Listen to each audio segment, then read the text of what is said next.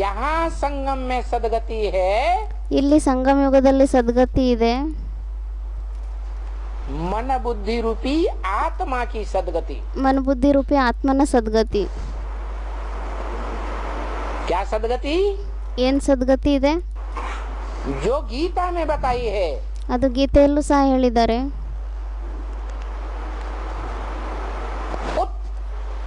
हरे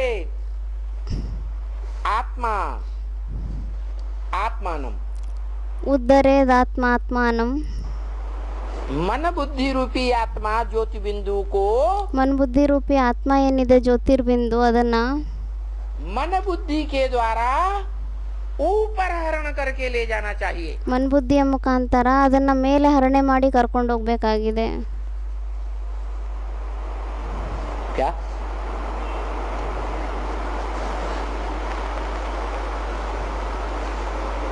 सिर्फ आत्मा को ऊपर हरण करके ले जाने का काम करें, ಕೇವಲ ಆತ್ಮನ ಮೇಲೆ ಹರಣೆ ಮಾಡಿ ಕರ್ಕೊಂಡು ಹೋಗುವಂತ ಕೆಲಸ ಮಾಡಬೇಕಾ?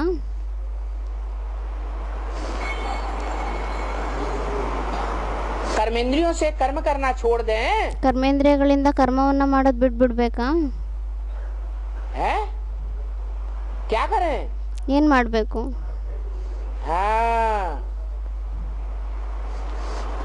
कर्म करें, ಕರ್ಮವನ್ನ ಮಾಡಬೇಕು।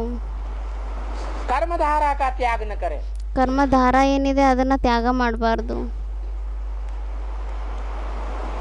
संसार को ये दिखाने की जरूरत नहीं है ಪ್ರಪಂಚಕ್ಕೆ ಇದನ್ನ ತೋರಿಸುವಂತ ಅವಶ್ಯಕತೆ ಇಲ್ಲ कि हम त्यागी बन गए, ಅಂದ್ರೆ ನಾವು ತ್ಯಾಗಿ ಆಗೋಗ್ಬಿಟ್ಟಿದೀವಿ, सब कुछ त्याग दिया। ಎಲ್ಲ ತ್ಯಾಗ ಮಾಡ್ಬಿಟ್ಟಿದೀವಿ ಅಂತ। नहीं, ಆ ರೀತಿ ಅಲ್ಲ, हमारा कर्म योग है। ನಮ್ದು ಕರ್ಮಯೋಗ ಆಗಿದೆ। कर्म करते हुए कर्मेंद्रियों से, ಕರ್ಮೇಂದ್ರಿಯಗಳಿಂದ ಕರ್ಮವನ್ನ ಮಾಡ್ತಾ ಇದ್ರೇನು ಸಹ हरेत आत्मा आत्मानम, ಉದ್ಧರ್ ಹರೇತ್ ಆತ್ಮಾನಂ, उत माने ऊपर, ಉದ್ದ ಅಂದ್ರೆ ಮೇಲೆ, तो माने हरण करके ले जाए बुद्धि से जबरदस्ती। ಹರೇತ್ ಅಂದ್ರೆ ಹರಣೆ ಮಾಡೋದು, ಅಂದ್ರೆ ಒತ್ತಾಯಪೂರ್ವಕವಾಗಿ ಅದನ್ನ ಹರಣೆ ಮಾಡ್ಕೊಂಡು ಮೇಲೆ ಎಳ್ಕೊಂಡು ಹೋಗ್ಬೇಕು ಆತ್ಮನ। क्या? अगर आत्मा कोई स्थिति ऐसी आ जाती है ऊपर की ओर जाती ही नहीं, ಒಂದ್ ವೇಳೆ ಯಾವ್ದಾದ್ರೂ ಸ್ಥಿತಿ ಪರಿಸ್ಥಿತಿ ಆ ರೀತಿ ಬಂದ್ಬಿಡತ್ತೆ, ಆತ್ಮ ನಮ್ದು ಮೇಲೆ ಹೋಗೋದೇ ಇಲ್ಲ ಹರಣೆ ಮಾಡ್ಕೊಂಡು, मन बुद्धि ऊपर नहीं जाती है, ಮನ್ ಬುದ್ಧಿ ಮೇಲೆ ಹೋಗೋದೇ ಇಲ್ಲ, ज्योति बिंदु रूपी आत्मा को हम ऊपर याद ही नहीं कर पाते हैं, ಜ್ಯೋತಿರ್ಬಿಂದು ಆತ್ಮನ ನಾವು ಮೇಲೆ ನೆನ್ಪು ಮಾಡ್ಲಿಕ್ಕೆ ಆಗೋದಿಲ್ಲ, तो भी क्या करें? ಆದ್ರೂ ಸಹ ಏನ್ ಮಾಡ್ಬೇಕು? है? छोड़ दे। ಮತ್ತೇನ್ ಮಾಡ್ಬೇಕು? ಬಿಡ್ಬೇಕಾ? बच्चा है छोड़ दो, ಮಗು ಆಗಿದೆ ಬಿಡ್ಬಿಡಿ, छोड़ दे। ಆ ರೀತಿ ಬಿಡ್ಬೇಕಾ? है? नहीं, जैसे बच्चा ಆ ರೀತಿ ಅಲ್ಲ, ಯಾವ ರೀತಿ ಮಗು या बच्चा बुद्धि कुमार्ग पर जाता है ಅಥವಾ ಮಗುವಿನ ತರ ಬುದ್ಧಿ ಉಳ್ಳವರು ಕುಮಾರ್ಗದಲ್ಲಿ ಹೋಗ್ತಾರೆ, ಕೆಟ್ಟ तो माँ ಮಾರ್ಗದಲ್ಲಿ, बाप उसे कान पकड़ करके रास्ते पर ले जाते हैं। ಅವಾಗ ತಂದೆ ತಾಯಿಯವ್ರನ್ನ ಕಿವಿಯನ್ನು ಇಟ್ಕೊಂಡ್ಬಿಟ್ಟು ಸರಿ ದಾರಿಯಲ್ಲಿ ಕರ್ಕೊಂಡು ಹೋಗ್ತಾರೆ। ऐसे ही जो ज्योति बिंदु रूपी आत्मा है, ಅದೇ ರೀತಿ ಯಾರು ಜ್ಯೋತಿರ್ಬಿಂದು ರೂಪಿ ಆತ್ಮ ಆಗಿದ್ದಾರೆ, उस ज्योति बिंदु आत्मा को जबरियन उत्तरे, ಮತ್ತೆ ಆ ಜ್ಯೋತಿರ್ಬಿಂದು ಆತ್ಮನ ಒತ್ತಾಯಪೂರ್ವಕವಾಗಿ ಉದ್ಧರೇತ್ಕರ್ನ ಅಂದ್ರೆ ಮೇಲೆ ಹರಣೆ ಮಾಡಿ ಕರ್ಕೊಂಡು ಹೋಗ್ಬೇಕು, ऊपर को ले जाए, ಮೇಲೆ ಕರ್ಕೊಂಡು ಹೋಗ್ಬೇಕು ಆತ್ಮನ। कर्मेंद्रियों से कर्म करते हुए, ಕರ್ಮೇಂದ್ರಿಯಗಳಿಂದ ಕರ್ಮವನ್ನ ಮಾಡ್ತಾನು ಮೇಲೆ ಹೋಗ್ಬೇಕು। ना आत्मानम अवसादये, ನಾ ಆತ್ಮಾನಂ ಅವಸಾದಯತ್, इस ज्योति बिंदु आत्मा को ಈ ಜ್ಯೋತಿರ್ಬಿಂದು ಆತ್ಮನ नीचे न गिरने दे, ಕೆಳಗಡೆ ಬೀಳ್ಲಿಕ್ಕೆ ಬಿಡಬಾರ್ದು, गड्ढे में न जाने दे, ಗುಂಡಿಯಲ್ಲಿ ಹೋಗ್ಲಿಕ್ಕೆ ಬಿಡಬಾರ್ದು। अगर कर्म करते ಒಂದ್ ವೇಳೆ ಕರ್ಮವನ್ನ ಮಾಡ್ತಾ ಇದ್ರೆ आत्मा ज्योति बिंदु गड्ढे में चली गई, ಒಂದ್ ವೇಳೆ ಕರ್ಮವನ್ನ ಮಾಡ್ತಾ ಜ್ಯೋತಿರ್ಬಿಂದು ಆತ್ಮ ಗುಂಡಿಯಲ್ಲಿ ಹೋಗ್ಬಿಡ್ತು ಅಂದ್ರೆ तो तो क्या होगा, है दुर्गति हो जाएगी। ಮತ್ತೆ ಏನಾಗುತ್ತೆ, ದುರ್ಗತಿ ಆಗೋಗ್ಬಿಡುತ್ತೆ. तो गीता ज्ञान में श्रीमत क्या कहती है, ಮತ್ತೆ ಗೀತಾ ಜ್ಞಾನದಲ್ಲಿ ಶ್ರೀಮತ ಏನಂತ ಹೇಳುತ್ತೆ, है यहाँ ब्राह्मण जीवन में सदगति क्या है, ಇಲ್ಲಿ ಬ್ರಾಹ್ಮಣರ ಜೀವನದಲ್ಲಿ ಸದ್ಗತಿ ಅಂದ್ರೆ ಏನಾಗಿದೆ, माने सच्ची गति, ಸತ್ ಅಂದ್ರೆ ಸತ್ಯವಾಗಿರುವಂತ ಗತಿ. और दुर्गति क्या है, ಮತ್ತೆ ದುರ್ಗತಿ ಅಂದ್ರೆ ಏನಾಗಿದೆ, ज्योति बिंदु आत्मा को ಜ್ಯೋತಿರ್ಬಿಂದು ಆತ್ಮನ ऊपर ऊपर ले जाना, ऊंचे स्टेज में रखना, ಮೇಲೆ ಮೇಲೆ ಕರ್ಕೊಂಡು ಹೋಗೋದು, ಉನ್ನತವಾಗಿರುವಂತ ಸ್ಟೇಜ್ ನಲ್ಲಿ ಇಡೋದು, ये है सत गति। ಇದಾಗಿದೆ ಸತ್ಯವಾಗಿರುವಂತ ಗತಿ. और ज्योति बिंदु आत्मा कर्म करते अगर नीचे कर्मेंद्रियों की ओर जाए, ಮತ್ತೆ ಆ ಜ್ಯೋತಿರ್ಬಿಂದು ಆತ್ಮ ಕರ್ಮೇಂದ್ರಿಯಗಳಿಂದ ಕರ್ಮ ಮಾಡ್ತಾ ಕೆಳಗಡೆ ಸ್ಟೇಜ್ ನಲ್ಲಿ ಗುಂಡಿಯಲ್ಲಿ ಹೋಗಿ ಬಿದ್ಬಿಟ್ರೆ तो है दुर्गति। ಮತ್ತೆ ಅದಾಗಿದೆ ದುರ್ಗತಿ. दु माने दुष्ट गति। ದು ಅಂದರೆ ದುಷ್ಟಗತಿ. यहाँ संगम में सदगति और दुर्गति ಇಲ್ಲಿ ಸಂಗಮ ಯುಗದಲ್ಲಿ ಸದ್ಗತಿ ಮತ್ತೆ ದುರ್ಗತಿ का बेहद का अर्थ है। ಅದರದ್ದು ಬೇಹದ್ದಿನ ಅರ್ಥ ಇದೆ. ब्रह्मा कुमार कुमारी बच्चा बुद्धि है, ಬ್ರಹ್ಮಕುಮಾರ್ ಕುಮಾರಿಯರು ಮಗುವಿನ ಬುದ್ಧಿ ಉಳ್ಳವರಾಗಿದ್ದಾರೆ. उन्होंने उल्टा अर्थ लगा लिया। ಅವರಂತೂ ಉಲ್ಟಾ ಅರ್ಥ ತಿಳ್ಕೊಂಡ್ಬಿಟ್ಟಿದ್ದಾರೆ. क्या अर्थ लगा लिया ಏನ್ ಅರ್ಥ ತಿಳ್ಕೊಂಡ್ಬಿಟ್ಟಿದ್ದಾರೆ, है ब्राह्मण जीवन में सदगति का मतलब ಬ್ರಾಹ್ಮಣ ಜೀವನದಲ್ಲಿ ಸದ್ಗತಿಯ ಅರ್ಥ अच्छा अच्छा 36 प्रकार का भोजन खाते रहो, ಒಳ್ಳೊಳ್ಳೆ 36 ಪ್ರಕಾರದ ಊಟಗಳನ್ನ ತಿಂತಾ ಇರಿ,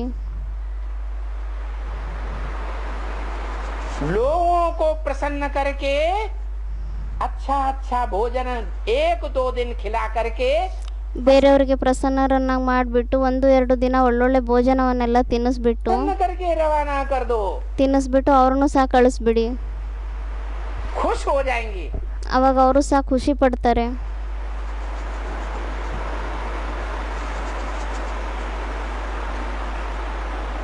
और क्या, ಮತ್ತೆ ಏನು,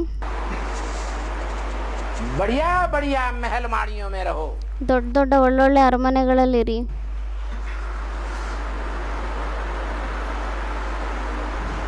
ये जो भी जिज्ञासु आते हैं ये सब मेरी प्रजा है। ಇಲ್ಲಿ ಯಾರೇ ಜಿಜ್ಞಾಸುಗಳು ಸ್ಟೂಡೆಂಟ್ಗಳು ಬರ್ತಾರೆ ಇವರೆಲ್ಲ ನಮ್ಮ ಪ್ರಜೆಗಳಾಗಿದ್ದಾರೆ. जैसे क्रिश्चियंस ने खींच खींच के भारत की प्रजा का सारा धन खींच खींच करके लूट के ले गए, ಯಾವ ರೀತಿ ಕ್ರಿಶ್ಚಿಯನ್ಸ್ನವ್ರೇನು ಮಾಡಿದ್ದಾರೆ, ಭಾರತದವರ ಎಲ್ಲ ಧನ ಸಂಪತ್ತಿಯನ್ನು ಎಳೆದು ಎಳೆದು ಎತ್ಕೊಂಡು ಹೋಗಿದ್ದಾರೆ.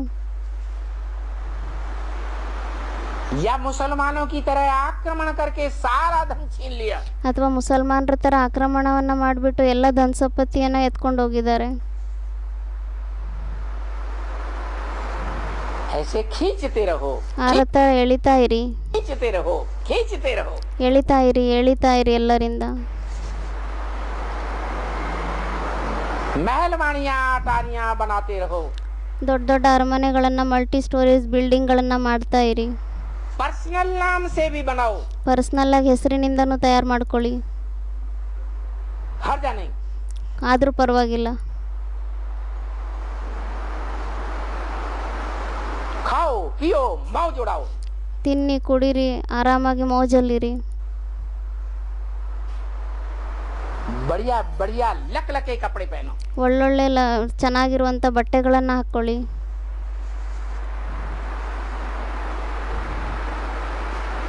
सुंदर सी गाड़ी खरीदो 4 व्हीलर, ಚೆನ್ನಾಗಿರುವಂಥ ಗಾಡಿ ಖರೀದಿ ಮಾಡ್ಕೊಳ್ಳಿ, 4 ವೀಲರ್ನ. फालतू में इधर से उधर ವ್ಯರ್ಥವಾಗಿ ಫಾಲ್ತುನಲ್ಲಿ ಇಲ್ಲಿಂದ ಅಲ್ಲಿ ಅಲ್ಲಿಂದ ಇಲ್ಲಿ ತಿರುಗಾಡೋದು, दुनिया में चक्कर लगाते रहो, ಪ್ರಪಂಚದಲ್ಲಿ ತಿರುಗಾಡ್ತಾ ಇರ್ತಾರೆ. दिखाने के लिए हम बड़े सेवादारी हैं। ತೋರಿಸ್ಲಿಕ್ಕೋಸ್ಕರ ನಾವು ತುಂಬ ಒಳ್ಳೆ ಸೇವಾದಾರಿಗಳಾಗಿದ್ದೀವಿ. जबकि बाप कहते हैं राम को त्रेता में राजगद्दी कैसे मिल गई, ವಾಸ್ತವದಲ್ಲಿ ತಂದೆ ಹೇಳ್ತಾರೆ ರಾಮನ್ಗೆ ತ್ರೇತಾಯುಗದಲ್ಲಿ ರಾಜಗದ್ದಿ ಯಾವ ರೀತಿ ಸಿಕ್ಬಿಡುತ್ತೆ.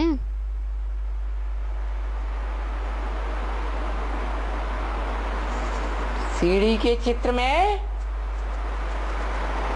राम को छत्र छाया क्यों मिली हुई है?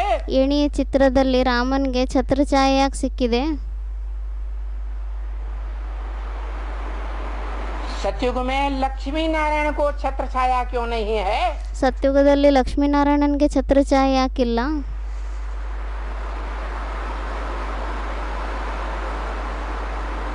ये जो चित्र दिखाए हैं ಏನೇ ಚಿತ್ರಗಳನ್ನು ತೋರಿಸಿದ್ದಾರೆ, खास करके भारतवासियों के लिए जो सीढ़ी का चित्र है, ವಿಶೇಷವಾಗಿ ಭಾರತವಾಸಿಗಳಿಗೋಸ್ಕರ ಏನು ಏಣಿಯ ಚಿತ್ರವನ್ನು ತೋರಿಸಿದ್ದಾರೆ, ये किस समय की यादगार है? ಅದು ಯಾವ ಸಮಯದ ನೆನಪಾರ್ಥ ಆಗಿದೆ? हैं? संगम युग की यादगार है। ಅದು ಸಂಗಮ ಯುಗದ ನೆನಪಾರ್ಥ ಆಗಿದೆ. जो ईश्वरीय सेवा में ज्ञान का लेन देन करने में लगे रहते हैं, ಯಾರು ಈಶ್ವರೀಯ ಸೇವೆಯಲ್ಲಿ ಜ್ಞಾನವನ್ನು ಕೊಡೋದು ತಗೊಳ್ಳೋದು ಮಾಡೋದ್ರಲ್ಲೇ ಮುಳುಗಿರ್ತಾರೆ, ಯಾವಾಗಲೂ ज्ञान का मनन चिंतन मंथन करने में लगे रहते हैं, ಜ್ಞಾನದ ಮನಚಿಂತನೆ ಮಂಥನೆಯನ್ನ ಮಾಡೋದ್ರಲ್ಲೇ ತೊಡಗಿರ್ತಾರೆ, मुरलियों के महावाक्यों का आलोड़न करने में लगे रहते हैं। ಮುರಳಿಗಳ ಮಹಾವಾಕ್ಯಗಳನ್ನ ಮಂಥನೆ ಮಾಡೋದ್ರಲ್ಲೇ ಯಾವಾಗಲೂ ಇರ್ತಾರೆ. उन सेवाधारी बच्चों को भगवान की छत्र छाया मिलती है। ಆ ಸೇವಾದಾರಿ ಮಕ್ಕಳಿಗೆ ಭಗವಂತನ ಛತ್ರಛಾಯೆ ಸಿಗುತ್ತೆ. कैसी भी परिस्थितियां आ जाएं, ಯಾವ ರೀತಿ ಪರಿಸ್ಥಿತಿಗಳೇ ಬರಲಿ, भगवान की छत्र छाया में उनका कोई बाल बांका नहीं कर सकता। ಭಗವಂತನ ಛತ್ರಛಾಯೆಯಲ್ಲಿ ಯಾರು ಅವ್ರ ಕೂದಲನ್ನು ಸಹ ಅಲ್ಲಾಡಿಸ್ಲಿಕ್ಕೆ ಸಾಧ್ಯ ಇಲ್ಲ. दुनिया में भी कहते हैं, ಪ್ರಪಂಚದಲ್ಲೂ ಸಹ ಹೇಳ್ತಾರೆ, जिसका साथी है भगवान उसको क्या रोके आंधी और क्या रोके तूफान। ಪ್ರಪಂಚದಲ್ಲೂ ಸಹ ಹೇಳ್ತಾರೆ, ಯಾರ ಜೊತೆಗಾರ ಸಹಯೋಗಿ ಸ್ವಯಂ ಭಗವಂತ ಆಗಿರ್ತಾನೆ, ಅವರಿಗೆ ಬಿರುಗಾಳಿ ಆಗಲಿ ಅಥವಾ ಏನೇ ಆಗಲಿ ಅದನ್ನು ಏನು ತೊಂದರೆ ಕೊಡಲಿಕ್ಕೆ ಸಾಧ್ಯನೇ ಇಲ್ಲ ಅಂತ. तो राम को छत्र छाया दी है। ಅದಕ್ಕೆ ರಾಮನ್ಗೆ ಛತ್ರಛಾಯೆಯನ್ನು ಕೊಟ್ಟಿದ್ದಾರೆ. राजाई मिल गई। ರಾಜಾಯಿ ಸಿಕ್ಬಿಟ್ಟಿದೆ. अरे नारायण की राजाई चल रही थी, ಅರೆ ನಾರಾಯಣನ ರಾಜಾಯಿ ನಡೀತಾ ಇತ್ತು, राम को राजा कैसे बनना हो गया? ಮತ್ತೆ ರಾಮನ್ಗೆ ಯಾವ ರೀತಿ ರಾಜ ಆಗೋಗ್ಬಿಟ್ಟ? क्योंकि ब्राह्मणों की संगमयुगी दुनिया में ಅದಕ್ಕೆ ಬಾಬಾ ಹೇಳ್ತಿದ್ದಾರೆ, ಈ ಬ್ರಾಹ್ಮಣರ ಸಂಗಮಯುಗಿ ಪ್ರಪಂಚದಲ್ಲಿ जो सतयुग में नारायण का पद पाने वाले लास्ट के नारायण हैं, 2 नंबर से लेकर 8 नंबर तक, ಯಾರು ಸತ್ಯುಗದಲ್ಲಿ ನಾರಾಯಣರಾಗುವಂಥ ಲಾಸ್ಟ್ ನಂಬರಿನ ನಾರಾಯಣ ಆಗಿದ್ದಾನೆ, ಅಂದರೆ 2ನೇ ನಂಬರ್ನಿಂದ 8ನೇ ನಂಬರಿನವರೆಗೂ ಆಗುವಂಥ ನಾರಾಯಣರು ಯಾರೇ ಇದ್ದಾರೆ ಸತ್ಯುಗದಲ್ಲಿ, ಈ ಸಂಗಮಯುಗಿ ಬ್ರಾಹ್ಮಣರು ಯಾರೇ ಅಲ್ಲ ಆಗುವಂಥವ್ರಾಗಿದ್ದಾರೆ ನಾರಾಯಣರು, उनका दुनिया में कोई गायन नहीं है। ಆ ನಾರಾಯಣರದ್ದು ಪ್ರಪಂಚದಲ್ಲಿ ಏನು ಗಾಯನೇ ಇಲ್ಲ,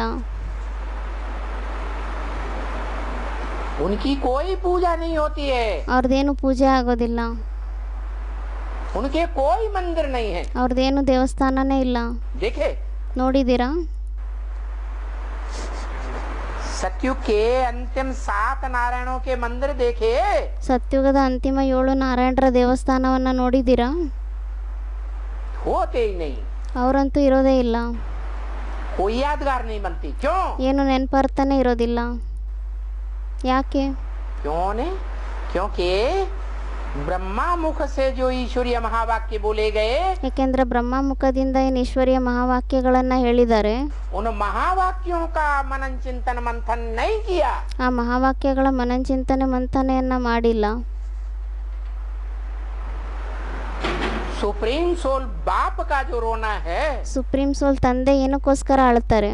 ब्रह्म वाक्य मुरली में ಬ್ರಹ್ಮವಾಕ್ಯ ಮುರಳಿಗಳಲ್ಲಿ ಹೇಳ್ತಾರೆ, कोई मम्मा के मुरीद, कोई बाबा देहधारी के मुरीद, ಕೆಲವರು ಮಮ್ಮನ್ಗೆ ಮಾನ್ಯತೆ ಕೊಡುವಂಥವ್ರಾಗಿದ್ದಾರೆ, ಕೆಲವರು ಬಾಬಾ ಯಾರಿದ್ದಾರೆ ದೇಹಧಾರಿ ಅವರಿಗೆ ಮಾನ್ಯತೆ ಕೊಡುವಂಥವ್ರಾಗಿದ್ದಾರೆ. शिव बाबा को कोई पूछता ही नहीं। ಆದರೆ ಶಿವಬಾಬನ್ಗಂತೂ ಯಾರು ಕೇಳೋದೇ ಇಲ್ಲ.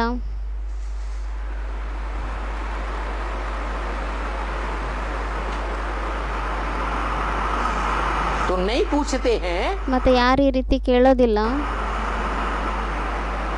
हवाई जहाजों में भागे भागे फिरते हैं। ಏರೋಪ್ಲೇನ್ಗಳಲ್ಲಿ ಅಲ್ಲಿ ಇಲ್ಲಿ ತಿರುಗಾಡ್ಕೊಂಡಿರ್ತಾರೆ.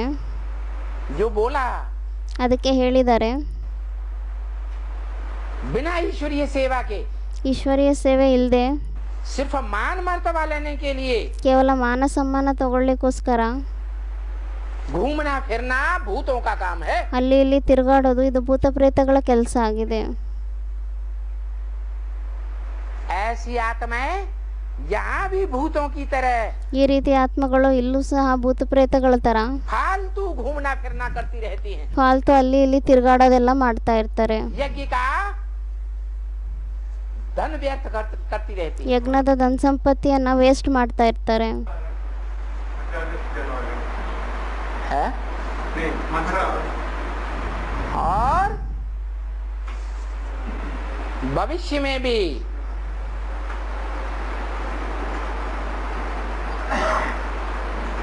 उनको ಮತ್ತೆ ಭವಿಷ್ಯದಲ್ಲೂ ಸಹ ಅವರಿಗೆ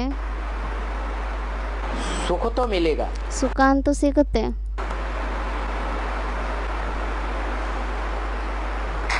पदवी भी मिल जाएगी। ಪದವಿನೂ ಸಿಕ್ಬಿಡುತ್ತೆ. Narayan ji second third fourth Narayana the second third fourth 8 परंतु भक्ति मार्ग की दुनिया में उनका कोई मान मर्तबा होने वाला नहीं है। ಆದರೆ ಭಕ್ತಿ ಮಾರ್ಗದ ಪ್ರಪಂಚದಲ್ಲಿ ಅವರಿಗೇನು ಮಾನವ ಸಮ್ಮಾನ ಸಿಗುವಂಥದ್ದೇ ಇಲ್ಲ, ಅವ್ರದ್ದೇನು ಗಾಯನೇನೆ ನಡೆಯಲ್ಲ. यहाँ तक कि और ही उल्टा हो जाता है। ಇಲ್ಲಿವರೆಗೂ ಅಂದರೆ ಇನ್ನೂ ಜಾಸ್ತಿ ಅದು ಉಲ್ಟಾನೇ ಆಗೋಗ್ಬಿಡುತ್ತೆ. वही नारायण बनने वाली आत्माएं ಅದೇ ನಾರಾಯಣರಾಗುವಂಥ ಆತ್ಮಗಳು जिन्होंने ईश्वरीय महावाक्यों का मनन चिंतन मंथन नहीं किया, ಯಾರು ಈಶ್ವರೀಯ ಜ್ಞಾನದ ಮುರಳಿಗಳ ಮನಂಚಿಂತನ ಮಂಥನೆಯನ್ನ ಮಾಡಲಿಲ್ಲ, ब्रह्मा मुख से निकले हुए महावाक्यों को महत्व नहीं दिया, ಬ್ರಹ್ಮ ಮುಖದಿಂದ ಬಂದಿರುವಂಥ ಮಹಾವಾಕ್ಯಗಳಿಗೆ ಅವ್ರ ಮಹತ್ವವನ್ನೇ ಕೊಟ್ಟಿಲ್ಲ, ब्रह्मा की गोद में खेलते रहे, ಬ್ರಹ್ಮನ ಮಡಿಲಲ್ಲಿ ಆಟ ಆಡ್ತಾ ಇದ್ರು, मम्मा की गोद में खेलते रहे, ಮಮ್ಮನ ಮಡಿಲಲ್ಲಿ ಆಟ ಆಡ್ತಾ ಇದ್ರು, देह को महत्व दिया, ದೇಹಕ್ಕೆ ಮಹತ್ವವನ್ನ ಕೊಟ್ರು. वो देह का संग करने से कमजोर आत्माएं बन गई। ಆ ದೇಹದ ಸಂಘವನ್ನ ಮಾಡೋದ್ರಿಂದ ಕಮ್ಜೋರ್ ಆತ್ಮಗಳಾಗೋಗ್ತಾರೆ. वही कमजोर आत्माएं नंबरवार नारायण द्वापर ಆ ಕಮ್ಜೋರ್ ಆಗಿರುವಂಥ ಆತ್ಮಗಳೇ ನಂಬರ್ ವಾರ್ ಆಗಿ ನಾರಾಯಣರಾಗಿ युग से ऊपर से आने वाले धर्म पिताओं के अधीन बन जाते हैं। ದ್ವಾಪರ ಯುಗದಿಂದ ಆ ನಾರಾಯಣರಾಗುವಂಥ ಆತ್ಮಗಳು ಯಾರಿದ್ದಾರೆ, ಅವ್ರ ಮೇಲಿಂದ ಬರುವಂಥ ಆ ಧರ್ಮಪಿತರು ಯಾರಿದ್ದಾರೆ, ಅವರ ಅಧೀನರಾಗೋಗ್ತಾರೆ. वो धर्म पिताएं उनके शरीर को कैप्चर करते हैं, ಆ ಧರ್ಮಪಿತರು ಯಾರಿದ್ದಾರೆ ಅವರು ಅವ್ರ ಶರೀರವನ್ನ ಕ್ಯಾಪ್ಚರ್ ಮಾಡ್ಕೊತಾರೆ, और दूसरे धर्म में कन्वर्ट करके ले जाते हैं। ಮತ್ತೆ ಬೇರೆ ಧರ್ಮದಲ್ಲಿ ಕನ್ವರ್ಟ್ ಮಾಡಿ ಕರ್ಕೊಂಡು ಹೋಗ್ತಾರೆ.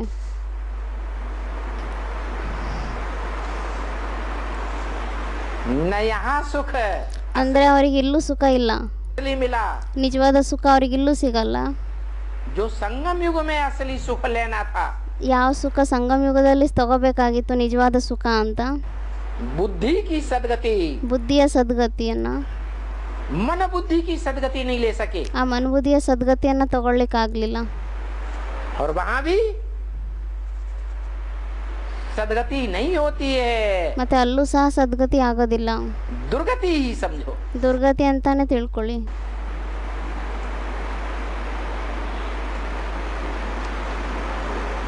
तो हम ब्राह्मणों के लिए ಮತ್ತೆ ನಾವು ಬ್ರಾಹ್ಮಣರಿಗೋಸ್ಕರ सदगति का बेहद का अर्थ है। ಸದ್ಗತಿದು ಬೇಹದ್ದಿನ ಅರ್ಥ ಆಗಿದೆ. किसकी सदगति? ಯಾರ ಸದ್ಗತಿ?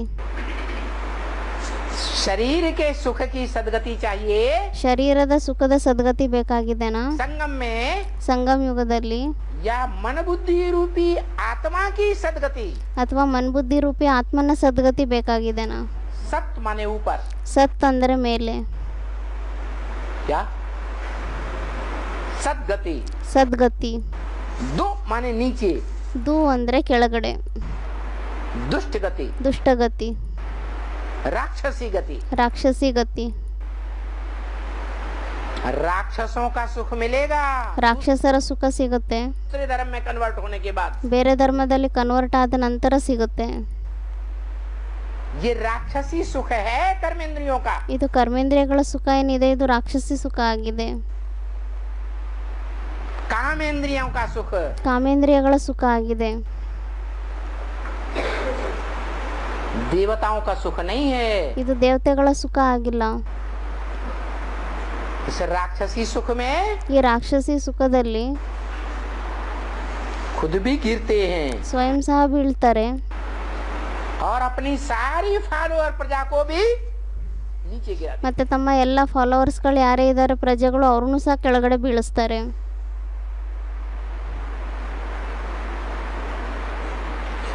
अभी ब्राह्मण जीवन में बहुत खुश हो रहे हैं। ಇವಾಗ ಬ್ರಾಹ್ಮಣ ಜೀವನದಲ್ಲಿ ತುಂಬಾ ಖುಷಿ ಪಡ್ತಾ ಇದ್ದಾರೆ.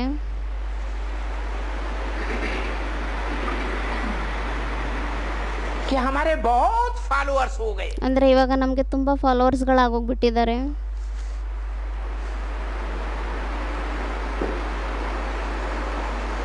लेकिन ये नहीं सोचते ಆದರೆ ಇದನ್ನು ಸಹ ಯೋಚನೆ ಮಾಡಲ್ಲ.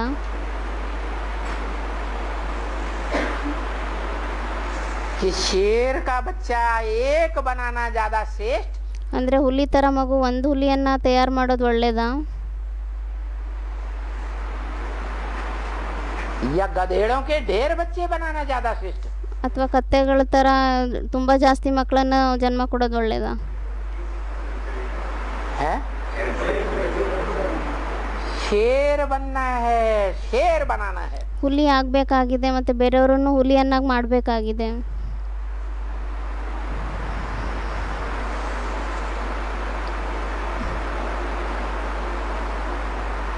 ये सातों नारायण ಈ 7 ನಾರಾಯಣರು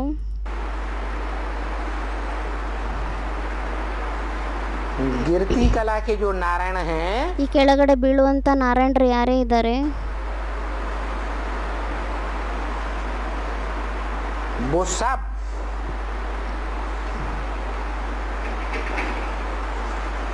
द्वापर के आदि से लेकर के ಅವರೆಲ್ಲರೂ ದ್ವಾಪರ ಯುಗದ ಆದಿಯಿಂದ ತಗೊಂಡ್ಬಿಟ್ಟು गिरते हुए कला के धर्मों में जाकर के आदि ಬೀಳುವಂತ ಕಲೆ ಏನಿದೆ ಆ ಧರ್ಮಗಳಲ್ಲಿ ಹೋಗ್ಬಿಟ್ಟು आधार बनते हैं। ಅಲ್ಲಿ ಹೋಗ್ಬಿಟ್ಟು ಅವ್ರ ಆಧಾರಗಳಾಗ್ತಾರೆ.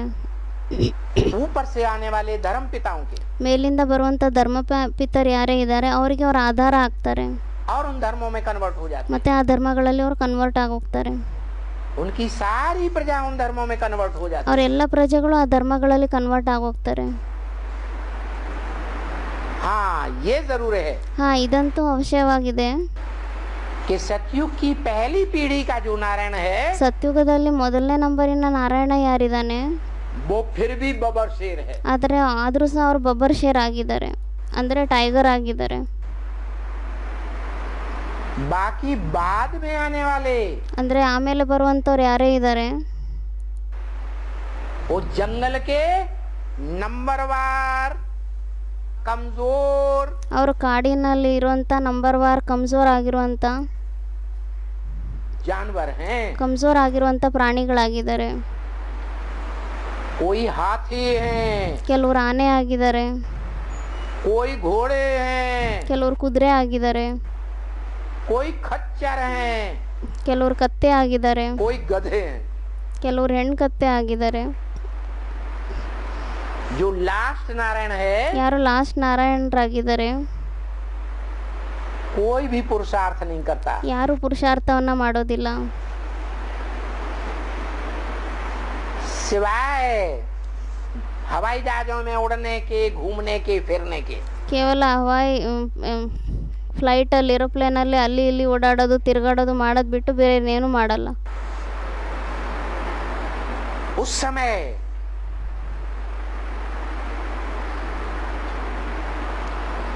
जो असली पुरुषार्थ करने वाला है ಆ ಸಮಯದಲ್ಲಿ ಯಾರು ನಿಜವಾದ ಪುರುಷಾರ್ಥ ಮಾಡುವಂಥವ್ರು ಇದ್ದಾರೆ वो राम वाली आत्मा पुरुषार्थ करती है, मनन चिंतन मंथन करने का। ಆವಾಗ ರಾಮನಾತ್ಮ ಪುರುಷಾರ್ಥವನ್ನ ಮಾಡ್ತಾರೆ, ಮನನ ಚಿಂತನೆ ಮಂಥನೆ ಮಾಡುವಂಥ ಪುರುಷಾರ್ಥವನ್ನ ಮಾಡ್ತಾರೆ.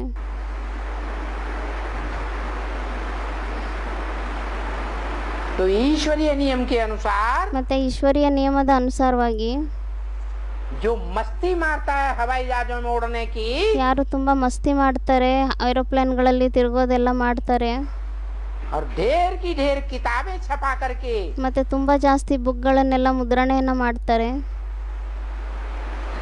यज्ञ के पैसे को फालतू बर्बाद करके ಯಜ್ಞದ ದುಡ್ಡನ್ನು ವ್ಯರ್ಥವಾಗಿ ವೇಸ್ಟ್ ಮಾಡ್ತಾರೆ.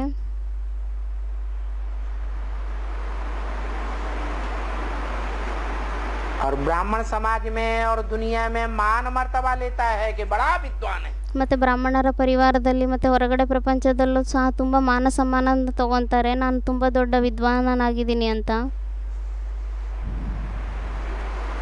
ढेर सारे फॉलोअर्स बन जाते हैं, बोलते हैं, ತುಂಬ ಜಾಸ್ತಿ ಜನ ಫಾಲೋವರ್ಸ್ಗಳಾಗೋಗ್ಬಿಡ್ತಾರೆ, ಅವರೆಲ್ಲರೂ ಹೇಳ್ತಾರೆ. उन्हें एडवांस ज्ञान देने वाले सुनाने जाएंगे तो कहेंगे ಅವರಿಗೆ ಅಡ್ವಾನ್ಸ್ ಜ್ಞಾನವನ್ನು ಕೊಡ್ಲಿಕ್ಕೆ ಯಾರಾದರೂ ಅಲ್ಲಿ ಹೋಗ್ಬಿಟ್ಟು ಅವ್ರಿಗೆ ಅಡ್ವಾನ್ಸ್ ಜ್ಞಾನವನ್ನು ಹೇಳಿದ್ರೆ ಏನಂತ ಹೇಳ್ತಾರೆ, हमारे जगदीश भाई मानेंगे तब मानेंगे, ನಮ್ಮ ಜಗದೀಶ್ ಬಾಯಿ ಕೇಳಿದರೆ ಅವಾಗ ನಾವು ಒಪ್ಕೊಂತೀವಿ ಅಂತ ಹೇಳ್ತಾರೆ. हमारी कुमार का दादी मानेंगी तब हम भी मान जाएंगे, ನಮ್ಮ कुमारिका ದಾದಿ ಯಾವಾಗ ಒಪ್ಕೊಂತಾರೋ ಅವಾಗ ನಾವು ಒಪ್ಕೊಂಡ್ಬಿಡ್ತೀವಿ ಅಂತ ಹೇಳ್ತಾರೆ. अरे तुम्हारी कुमार का दादी न ईश्वर को पहचाना न उनके बाप ने पहचाना, ಅದಕ್ಕೆ ಬಾಬಾ ಹೇಳ್ತಿದ್ದಾರೆ, ನಿಮ್ಮ ಕುಮಾರಿಕಾ ದಾದಿ ಈಶ್ವರನ ಗುರುತಿಸ್ಕೊಂಡಿಲ್ಲ, ಅವ್ರ ತಂದೆನೂ ಗುರುತಿಸ್ಕೊಂಡಿಲ್ಲ, माने ಮತ್ತು ಬ್ರಹ್ಮನೂ ಗುರುತಿಸ್ಕೊಂಡಿಲ್ಲ, ಅವರು ಗುರುತಿಸ್ಕೊಂಡಿಲ್ಲ ಈಶ್ವರನ್ನ.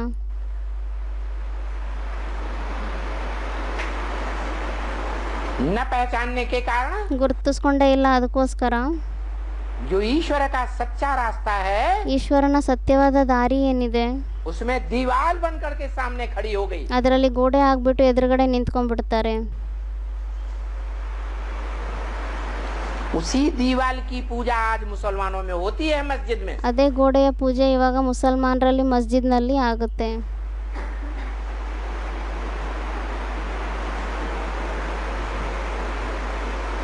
वो मस्जिद में जड़ दीवार दिखाई गई ಆ ಮಸ್ಜಿದ್ನಲ್ಲಿ ಜಡ ಗೋಡೆಯನ್ನು ತೋರಿಸಿದ್ದಾರೆ. है संगम युग में चैतन्य दीवार, ಇಲ್ಲಂತೂ ಆಗಿದೆ ಸಂಗಮಯುಗದಲ್ಲಿ ಚೈತನ್ಯ ಗೋಡೆ, जो न दूसरों को आगे बढ़ने देती है न खुद आगे बढ़ सकती है, ಅಂದರೆ ಅವ್ರು ಸ್ವಯಂ ಸಹ ಮುಂದೆ ನಡಿಲಿಕ್ಕೆ ಆಗಲ್ಲ, ಬೇರೆಯವ್ರಿಗೂ ಮುಂದೆ ಹೋಗ್ಲಿಕ್ಕೆ ಬಿಡಲ್ಲ.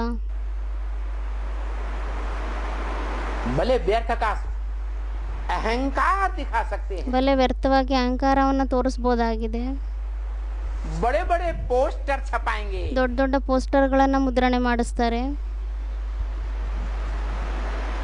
ऊपर सूर्य शिव का चित्र बना के रखेंगे, ಮೇಲೆ ಸೂರ್ಯ ಅಂದರೆ ಶಿವನ ಚಿತ್ರವನ್ನು ಮಾಡಿ ಇಟ್ಬಿಡ್ತಾರೆ, नीचे कुमार का दादी का फोटो, ಕೆಳಗಡೆ ಕುಮಾರಿಕಾ ದಾದಿಯ ಫೋಟೋ ಹಾಕ್ತಾರೆ, शंकर जी बैठे हैं ऊपर, ಮೇಲೆ ಶಂಕರ್ಜಿ ಕುತ್ಕೊಂಡಿದ್ದಾರೆ, बीच में जानकी दादी का फोटो, ಮಧ್ಯದಲ್ಲಿ ಜಾನಕಿ ದಾದಿಯ ಫೋಟೋ ಇದೆ, विष्णु जी महाराज बैठे हैं, ವಿಷ್ಣುಜಿ ಮಹಾರಾಜ್ ಕುತ್ಕೊಂಡಿದ್ದಾರೆ, उसके नीचे गुलजार दादी का फोटो, ಅದರ ಕೆಳಗಡೆ ಗುಲ್ಜಾರ್ ದಾದಿಯ ಫೋಟೋ ಇದೆ, ब्रह्मा जी बैठे हैं, ಬ್ರಹ್ಮಾಜಿ ಕುತ್ಕೊಂಡಿದ್ದಾರೆ. ये है त्रिमूर्ति, ಇದಾಗಿದೆ ತ್ರಿಮೂರ್ತಿ. क्योंकि बाप का परिचय ही नहीं, ಯಾಕೆಂದ್ರೆ ತಂದೆ ಪರಿಚಯನೇ ಇಲ್ಲ, हम ही ब्रह्मा का पार्ट बजाने वाले, हम ही विष्णु, हम ही शंकर, ನಾವೇ ಬ್ರಹ್ಮನ ಪಾತ್ರ ಮಾಡುವಂತರಾಗಿದ್ದೀವಿ, ನಾವೇ ವಿಷ್ಣುವಿನ ಪಾತ್ರ ಮಾಡೋರಾಗಿದ್ದೀವಿ, ನಾವೇ ಶಂಕರನೂ ಆಗಿದ್ದೀವಿ.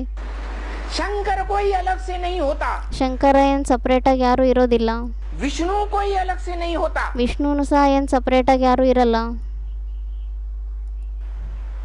ये सब हम लोगों का पार्ट है नंबरवार, ಇದೆಲ್ಲ ನಮ್ಮದೇ ಪಾತ್ರ ಆಗಿದೆ ನಂಬರ್ ವಾರಾಗಿ. ब्रह्मा विष्णु शंकर, ಬ್ರಹ್ಮ ವಿಷ್ಣು ಶಂಕರ, शिवो हम, हमारे अंदर शिव आता है, ಶಿವೋಹಂ ಅಂತ ಹೇಳ್ಬಿಡ್ತಾರೆ, ನಮ್ಮಲ್ಲಿ ಶಿವ ಬರ್ತಾರೆ, हम नई दुनिया बनाएंगे, ನಾವು ಹೊಸ ಪ್ರಪಂಚ ತಯಾರು ಮಾಡ್ತೀವಿ. ब्रह्मा बाबा तो बेचारे मर गए, ಬ್ರಹ್ಮ ಬಾಬಾ ಅಂತೂ ಪಾಪ ಸತ್ತೋಗ್ಬಿಟ್ರು.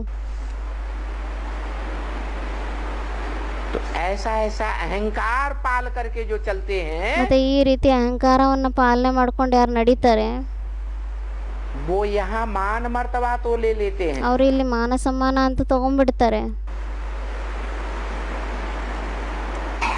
क्योंकि बाप चाहते हैं ಯಾಕೆಂದ್ರೆ ತಂದೆ ಇದೇ ರೀತಿ ಇಷ್ಟಪಡ್ತಾರೆ, कि हर एक की इच्छा पूर्ति होनी चाहिए। ಪ್ರತಿಯೊಬ್ಬರದ್ದು ಆಸೆ ಪೂರ್ತಿ ಆಗಬೇಕಾಗಿದೆ. ब्राह्मण जीवन में बड़ी बलिहारी है। ಬ್ರಾಹ್ಮಣರ ಜೀವನದಲ್ಲಿ ತುಂಬಾ ಬಲಿಹಾರಿ ಆಗಿದೆ. बुद्धि की बलिहारी, ಬುದ್ಧಿಯ ಬಲಿಹಾರಿ ಆಗಿದೆ. बुद्धि माने अकल मत। ಬುದ್ಧಿ ಅಂದ್ರೆ ಅಕ್ಕಲ್ ಅಂದ್ರೆ ಮತಿ.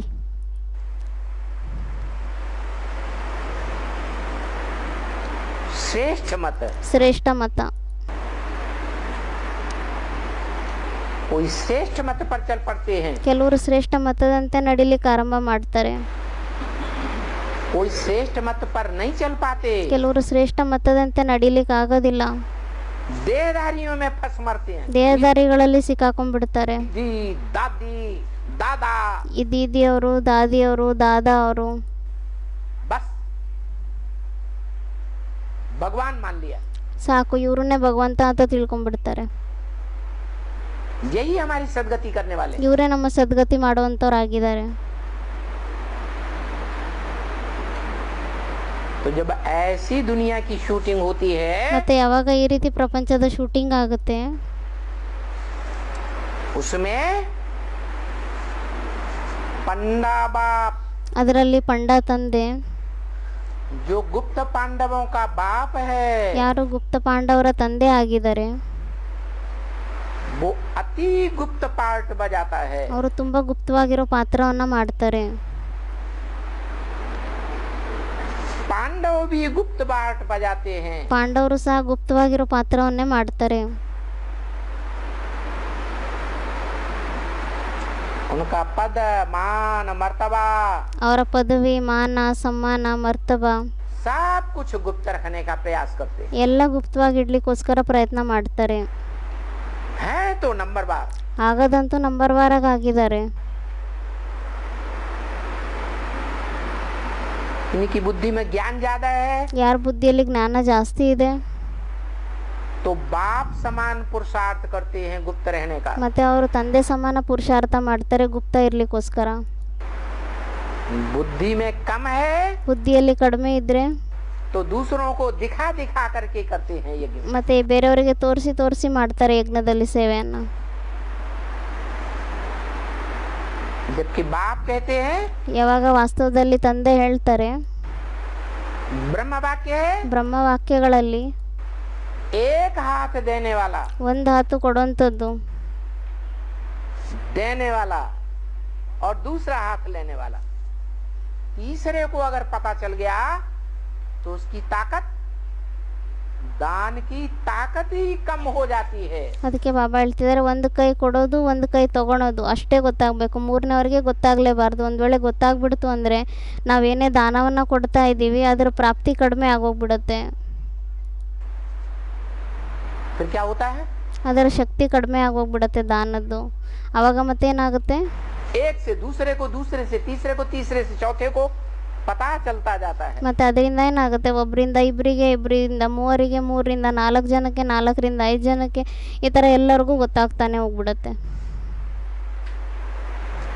देने वाला दिखा करके इसलिए देता है ಕೊಡುವಂಥವ್ರು ತೋರಿಸ್ಬಿಟ್ಟು ಅದಕ್ಕೋಸ್ಕರ ಕೊಡ್ತಾರೆ, कि जिनके सामने हम देते हैं उनके सामने हम बड़े दिखाई देंगे। ಯಾರ ಎದುರುಗಡೆ ನಾವು ಕೊಡ್ತೀವೋ ಅವ್ರ ಎದುರುಗಡೆ ನಾವು ದೊಡ್ಡವರಾಗಿ ಕಾಣಿಸ್ತೀವಿ ಅಂತ ಎಲ್ಲರಿಗೂ ತೋರಿಸ್ಬಿಟ್ಟು ಕೊಡ್ತಾರೆ. हम बड़े दाता हैं, ನಾವು ತುಂಬ ದೊಡ್ಡ ದಾತ ಆಗಿದ್ದೀವಿ, हमको मान मर्तबा यज्ञ में ज्यादा मिलेगा। ನಮಗೆ ಯಜ್ಞದಲ್ಲಿ ಜಾಸ್ತಿ ಮಾನ ಸಮ್ಮಾನ ಸಿಗುತ್ತೆ. लेकिन है उल्टी खोपड़ी, ಆದರೆ ಇದೆಲ್ಲ ಉಲ್ಟಾ ಖೋಪಡಿ, ಬುದ್ಧಿ ಉಲ್ಟಾ ಆಗಿದೆ.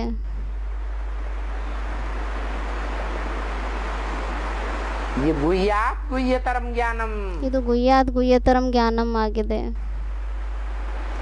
गुह्यते गुह्य ज्ञान है। ಇದು ಗುಹ್ಯಕ್ಕಿಂತ ಗುಹ್ಯ ಜ್ಞಾನ ಆಗಿದೆ. गुह्य राज विद्या है। ಗುಹ್ಯ ರಾಜವಿದ್ಯೆ ಆಗಿದೆ.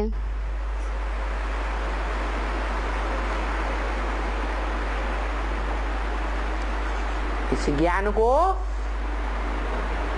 जितना गुप्त रखेंगे, ಈ ಜ್ಞಾನವನ್ನು ನಾವೆಷ್ಟು ಗುಪ್ತ ಇಡ್ತೀವೋ प्रैक्टिकल जीवन में ಪ್ರಾಕ್ಟಿಕಲ್ ಜೀವನದಲ್ಲಿ धारण करने के लिए ಧಾರಣೆ ಮಾಡ್ಕೊಳ್ಳಿಕ್ಕೋಸ್ಕರ उतना फायदा होगा। ಅಷ್ಟೇ ಲಾಭ ಆಗುತ್ತೆ. ಓಂ ಶಾಂತಿ. ಇವತ್ತಿಂದು ವಿಸಿಡಿ ನಂಬರ್ ಆಗಿತ್ತು 2416 ತ್ರಿಶೂರ್ ಕೇರಳ. ಮುರಳಿ ತಾರೀಕು 31/3/67. ನುಡಿಸಿರುವಂಥ ತಾರೀಕು 22/11/2017. ಓಂ ಶಾಂತಿ.